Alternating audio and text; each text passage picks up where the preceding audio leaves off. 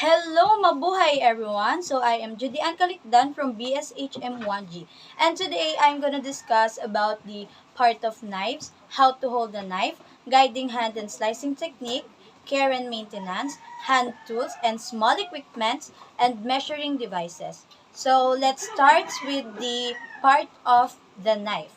So guys, pasensya na po sa mga kung may maririnig po kayong mga background na maingay dahil maingay po talaga dito sa aming lugar. So, without further ado, let's start with the parts of the knife. So, meron ako ditong example ng mga part of knife. And don't mind my drawing because I can't draw. So, this is the point. Point is serve as the pricking tool of the blade. Next is the tip. Tip is primarily used for precision cut and quick cuts. So next is the edge. So edge is the sharp part of the knife. It is important to keep this edge sharp, not only easy use, but for safety as well. So next is the spine. Yan ang spine.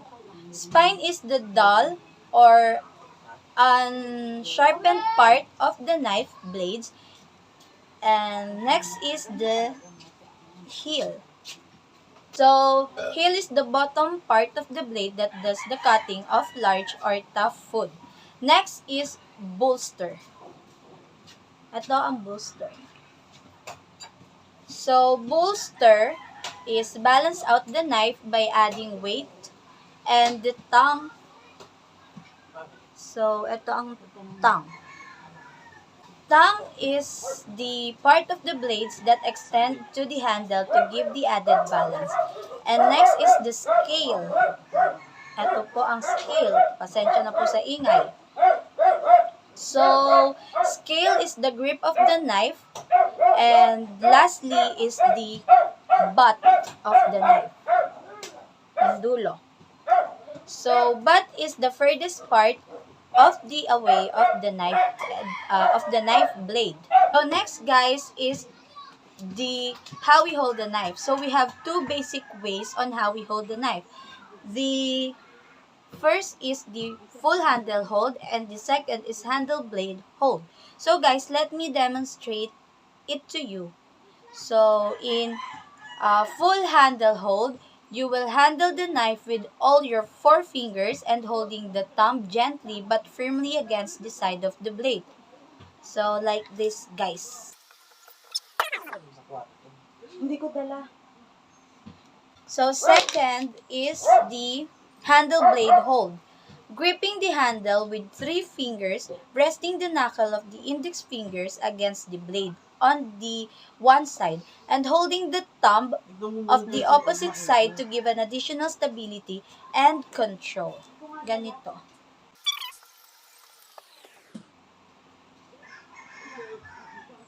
So next is the guiding hand and slicing techniques. So guys, make sure that you're holding the knife very well to prevent it from falling. So second is to protect the hand from unnecessary cuts, fingertips, and curl. The knuckle serve as a protection from the blade. Third is guide the knife. Fourth, let the wrist to the movement. Fifth, increase the knife speed and exactness of the knife movement. So next is the care and maintenance.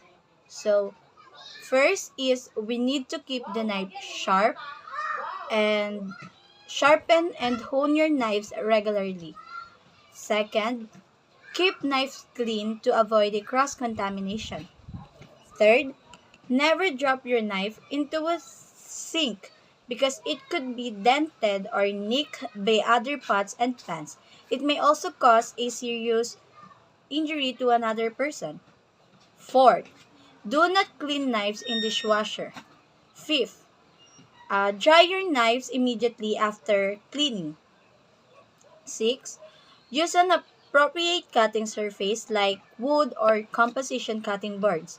And guys, never use metal, glass, or marble because it will cause the blade to become dull or magiging mapurol yung inyong mga kutsilyo kapag ginamit nyo yung ginamit nyong pang chopping board ay mga metal, ganun.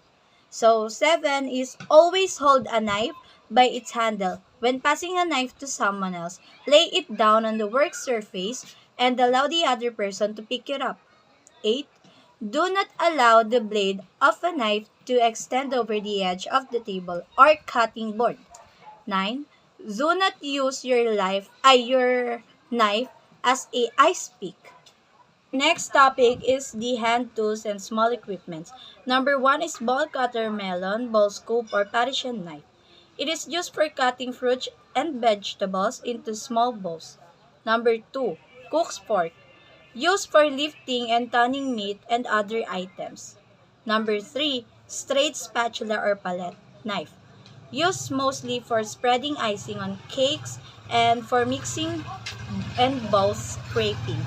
Number 4, sandwich spreader, used for spreading fillings and spread all sandwiches. Number 5, offset spatula, used for turning and lifting eggs, pancakes, and meats on griddles, grills, sheets, pans, and so on. And it also used as a scraper to clean bench or griddle. Number 6, rubber spatula or scraper, used to scrape bowls and pans, also used for folding in eggs, foams, or whipped cream. Number 7, pie server. It is used for lifting pie wedges from pan. Number 8 is bench scraper or duff knife. It is used to cut pieces of duff and to scrape workbenches. Number 9 is pastry wheel or wheel knife, used for cutting rolled out duff and pastry and to bake a pizza. Number 10 is spoons, solid slotted and perforated, used for stirring mix and serving.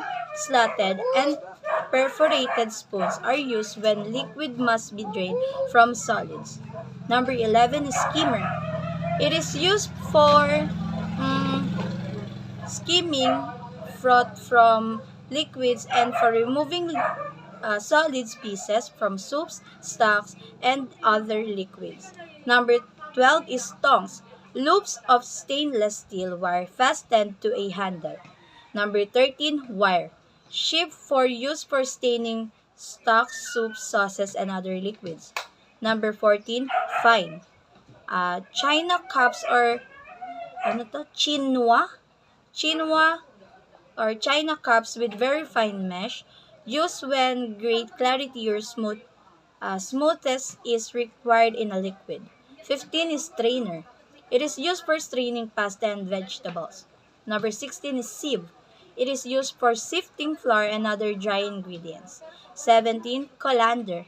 Used to drain, wash, or cook vegetables, salad, greens, pasta, and other foods. Number 18, food mill. Used for pureeing foods. Number 19, grater. Used for shredding and grating vegetables, cheese, citrus, rinds, and other foods. Number 20 is zester. Used for removing the colored part of citrus peels in thin strips. 21, channel knife. Small hand tool used mostly in decorative work. Number 22, pastry and tubes for shaping and decorating with items such as cake, icing, whipped cream, and many more. Next is the pastry brush, used to brush items, which egg, wash, glaze, and etc. So guys, finally, our last topic is the measuring devices. So guys, we have 7 different measuring devices. And the first one is the scales. It is used for measuring ingredients as well as for portioning product service. Number 2 is volume measure. Used for liquids, have lips for easy pouring. Number 3 is measuring cups. They can use for both liquid and dry measures. Number 4 is measuring spoons, used for measuring small volumes. Number 5 is ladles, used for measuring and portioning liquids. Number 6 is scoops. It is used for portioning soft solid foods. And last one is the thermometer. So, are you familiar guys with the thermometer? Uh, it is the used for measure the temperature. So, and that's all. I hope you learn a lot of our topic, guys. So, thank you. Bye.